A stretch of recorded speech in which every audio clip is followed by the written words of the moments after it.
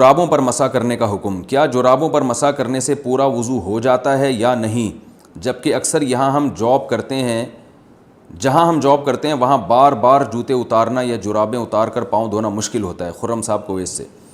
یہ بھی 15ویں صدی کی ایک بدعت ہے جس کا اس صدی سے پہلے کہیں کوئی ثبوت نہیں ملتا کہ عام جرابوں پہ بھی لوگ مسح کرنے لگے، اور بعض علماء نے اس کے جواز کا فتویٰ دیا ہے، لیکن یہ اجماع امت کے خلاف ہے۔ چاروں اماموں کا اجماع ہے کہ موزوں پر مسح کے لیے کچھ شرائط کا پایا جانا ضروری ہے، اور ان چاروں فقہ کے نزدیک یہ جو آج کل جو ساکس ہم پہنتے ہیں ان پر مسح بالکل جائز نہیں ہے۔ اس کی بڑی وجہ یہ ہے کہ جتنی احادیث، قرآن نے سب سے پہلے پاؤں دھونے کا حکم دیا ہے، اور یاد رکھیں جب قرآن میں کوئی حکم آتا ہے تو اس حکم سے اختلاف کرنے کے لیے کوئی بہت مضبوط اور واضح دلیل ہونی چاہیے۔ تو خفین کے بارے میں تو دلیل واضح ہے، خفین کہتے تھے چمڑے کے موزے، تو چمڑے کے موزے یا وہ موزے جو چمڑے جیسے ہوں جن میں پانی نہ جاتا ہو، یا وہ شرائط جو فقہ کی کتابوں میں لکھی ہوئی ہیں۔ تو قرآن نے چونکہ پاؤں دھونے کا حکم دیا، اگر قرآن میں حکم نہ ہوتا پھر ہم کہیں سے بھی کوئی بھی روایت ملتی ہم لے لیتے، لیکن قرآن نے چونکہ پاؤں دھونے کا حکم دیا ہے واضح لفظوں میں، تو اب وہ متواتر قطعی ہے، اس سے انحراف انہی خاص شرطوں کے ساتھ کیا جائے گا جن پر بالکل واضح اور صریح احادیث موجود ہوں۔ تو واضح اور صریح احادیث صرف خفین کے بارے میں ہیں، اور خف عربی میں کہتے ہیں یہ جو چمڑے کے موزے ہوتے ہیں ان کو خف کہا جاتا ہے۔ اسی طرح بعض لوگ کہتے ہیں کہ جورب کے بارے میں، جورب بھی حدیث میں آتا ہے کہ نبی صلی اللہ علیہ وسلم نے جورب پر مسح کیا۔ یاد رکھیں نبی صلی اللہ علیہ وسلم کے دور میں یہ والے جورب تھے ہی نہیں۔ یہ جو ہم موزے پہنتے ہیں نا بوٹ کے میں، جس سے جو پہلے بوٹ میں یعنی جو پہلے اوپر بوٹ پہنے جاتے ہیں جوتے اور اندر جو باریک موزے پہنے جاتے ہیں، یہ نبی کے دور میں تھے ہی نہیں۔ تو نبی ان کے بارے میں فرمائیں گے کیسے؟ صحابہ کرام جو موزے پہنا کرتے تھے وہ تو جوتوں کے بغیر بہت لمبی اس میں وہ پیدل چلا کرتے تھے، بہت لمبی واک کر سکتے تھے، وہ اس میں سفروں پہ چلے جایا کرتے تھے وہ موزے پہن کے۔ تو یہ جو آج کل کے موزے ہیں یہ نبی صلی اللہ علیہ وسلم سے اس کا ثبوت ہی نہیں ملتا، تو اس کے بارے میں احادیث خاموش ہیں۔ تو اس لیے اس کے بارے میں یہ فیصلہ کرنا کہ اس پر بھی مسح جائز ہے یہ کسی بھی حدیث میں نہیں ملتا، کیونکہ جورب کا جو تذکرہ حدیث میں آتا ہے تو جورب خفین کو بھی کہا جاتا ہے، یعنی جو جس کو خف کہا جاتا ہے نا، جو چمڑے کے موزے ہوتے ہیں یا چمڑے ٹائپ کے موزے ہوتے ہیں، تو جورب اس کو بھی کہا جاتا ہے۔ تو آپ جورب سے یہ والے جورب مراد لے لیں، یہ کسی امام کا مذہب نہیں ہے، نہ اسلاف میں سے کسی ایسے امام سے ثابت ہے جن کی امت میں اتباع کی جاتی ہے۔ تو یہ آج کل ایک نیا فتویٰ آیا ہے جو چاروں مذاہب کے بھی خلاف ہے اور قرآن و سنت کے بھی خلاف ہے۔ اس لیے ہماری رائے میں اگر امام نے ایسے موزوں پر مسح کر کے نماز پڑھائی تو وہ نماز ادا نہیں ہوگی، آپ کو نماز لوٹانی پڑے گی۔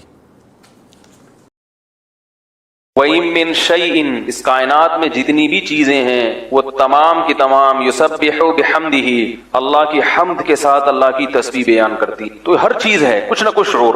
احد پہاڑ مدینہ میں ہے نا، احد، آپ صلی اللہ علیہ وسلم ایک غزوہ سے واپس آ رہے تھے مدینہ میں، جب مدینہ کی پہلی علامت ہے احد کا پہاڑ، جب نظر آتا ہے نا تو اس کا مطلب مدینہ شروع ہونے والی، تو ایسے علامتیں ہوتی ہیں۔ تو مدینہ آتے ہوئے احد پہاڑ، احد یہ پہلی علامت تھی، ایک طرف احد ہے ایک طرف سلع ہے۔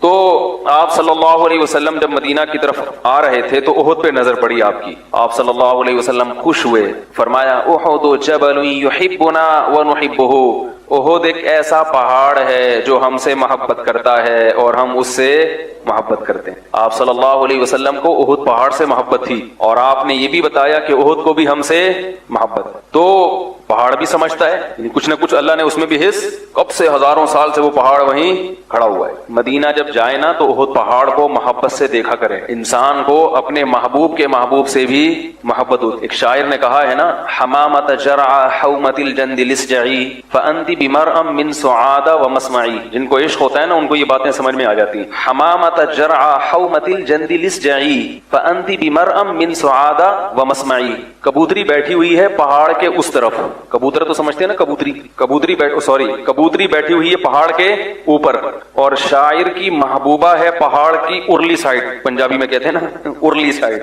دوسری سائڈ پہ۔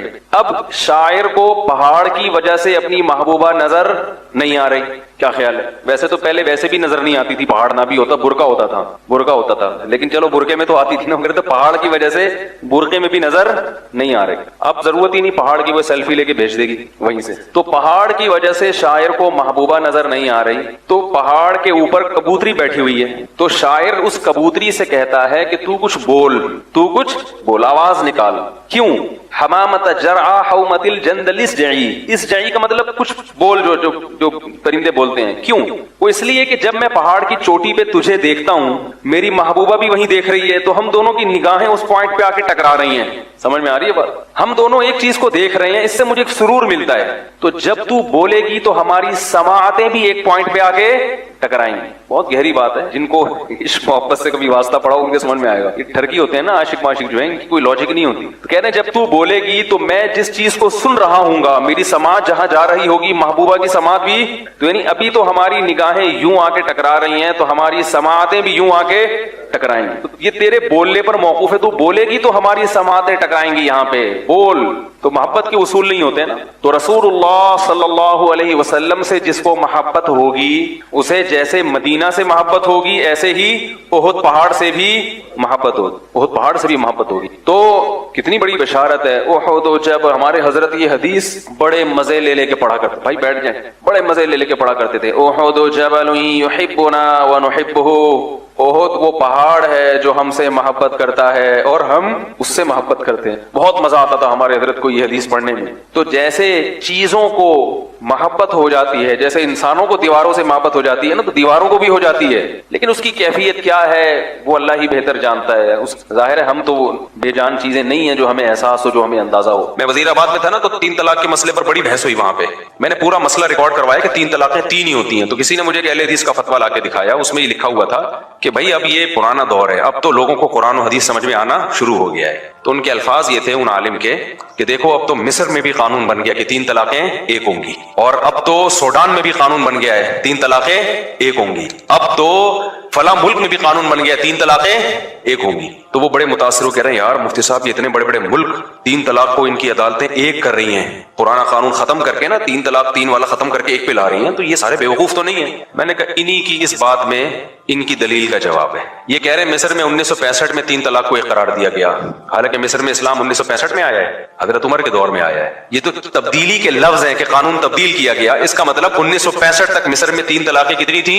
3 تھی. یعنی 1300 سال تک عدالتوں میں یہ حکم رہا ہے 3 ہوں گی. 1300 سال کے بعد بالا مصر اچھا ہے. 1300 سال تک مصر کے علماء عدالتیں گھاس کھا رہی تھی بیٹھ کے. یعنی جس پہ لوگ سبحان اللہ کہہ رہے تھے نا اس فتوے پر، یار بڑا زبردست مفتی صاحب نے فتویٰ دے دیا نا، وہ جو اہل حدیث عالم تھے کہ یار مصر نے بھی، یہ پاکستان اور بر صغیر اور انڈیا پاکستان کی یہ دیوبندی وہاں بڑے یہ لوگ ہیں جو ٹس سے مسنی ہوتے ہیں، اندھے مقلد ہیں. باقی تو براڈ مائنڈڈ حکومتیں ہیں، قرآن و حدیث پر فیصلہ کر رہی ہیں. وہ ابے یہ براڈ مائنڈڈ حکومتیں ہیں. آ جا رہا ہے اسلام یہاں پہ. سوڈان میں آج اسلام آیا ہے. ارے سوڈان میں بھی 1955 میں کر دیا یا 65 میں کر دیا. میں نے کہا سوڈان میں اسلام کب آیا ہے؟ اس وقت تک تو 3 تھی، اب جا کے کیا ہو رہی ہیں؟ 1 ہو رہی ہے. یہ خود اس فتوے کے غلط ہونے کی دلیل ہے. کوئی غیر مسلم اسلام قبول کرے گا، بولے گا 1200 سال سے گھاس کھا رہے تھے کیا؟ اب تمہاری سمجھ میں قرآن و حدیث آیا ہے؟ نہیں آئی میرا خیال ہے بات سمجھ میں.